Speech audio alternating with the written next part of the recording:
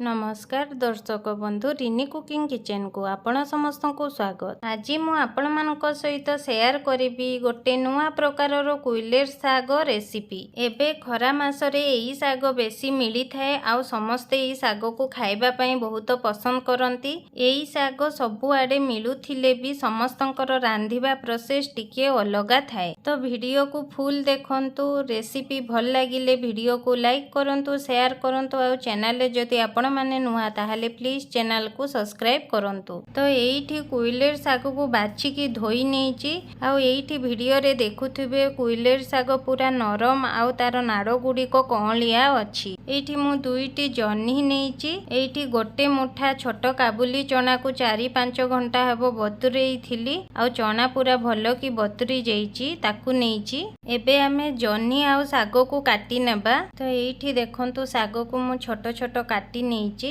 आ जन्ही को पूरा पतला पतला करी काटी नेची। एइठी आपनको जदि जन्ही पसंद नहीं ताहले खाली चना सहित भी साग को करि परिबे। एइठी गोटे कढ़ई रे अध गिना परी पानी देउची। तापरे चना को देई देबा, अल्प लूण देकी ताकू मिसेई नेबा। तापरे कवर करिकी लो टू मीडियम फ्लेम रे सिझिबा पई छाड़ी देबा। 5-6 मिनिट परे चना को चेक करि नेबा। तो एइठी चना पूरा सिझी गलानी ताकू गोटे प्लेट को काढी नेबा। सेही कढ़ई रे बड़ 2 चामच सरिष तेल देउची। साग को सबु बळे सरिष तेल रे ही करिवे हेले तार टेस्ट बढ़ी जिवो। तेल गरम हैला परे गोटे चामच सरिष देबा। सरिष फुटी गला परे 2टी सुखिला लंका को मझिरु खंडी नेची ताकू देबा। लंका टिकिए भाजी हैला परे एइठी 7-8टी रसुण छेची नेची ताकू देबा। 2टी बड़ पियाज को लंबा लंबा की काटी नेची ताकू देई देबा। पियाज आउ रसुण को भाजी नेबा। गैस रो फ्लेम को लो टू मीडियम रखी की भाजीबा। एइठी पियाज को बेसी भाजीबानी, हल्का कलर चेंज हेबा पर्यंत भाजीबा। पियाज टिके कंचालिया थिले साग खाइबा पई बढ़िया लागे। पियाज को बस एति की भाजीबा काई कि ना हमें जन्ही को देबा। तो जन्ही भाजीला बेले पियाज आउ टिके भाजी होई जिवो। जन्ही को एबे गोळेई नेबा।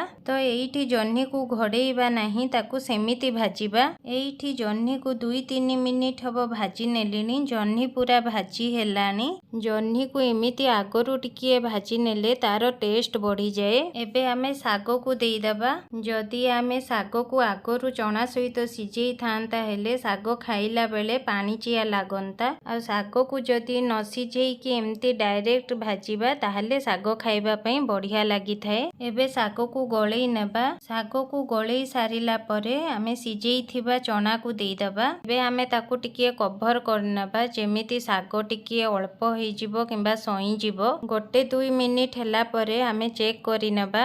एबे साग अल्प हेलानी, सई गलानी। एतिके बेले हमें लूण देई देबा। तो लूण देखि की देबे। हमें चना सिझेइला बेले भी लूण देइथिला। साग टिके सई गला परे लूण देले साग लुणिया हुएनी। साग को भलो की गळेई नेबा। एबे कवर करनेबा और साग टिके सिझिबा पई छाड़ी देबा। एबे साग सिझिलानी कि नाही ताकू टिके चेक करि नेबा। एइठी साग को मझी मझी रे गोळौथिबे, ताकू सेमिति छाड़िबेनी नहले तळरू लागि जिवो। तो एइठी मु 3-4 मिनिट परी साग को भाजी नेइची। आ साग आउ जन्ही भलो भाबरे सिझी गलानी। एबे साग को न घोड़ेइकी आउ 1-2 मिनिट भाजी नेबा। तो एइठी देखंतु मु साग को 2 मिनिट परी भाजी नेलिनी। आ साग पूरा भाजी हेई गलानी।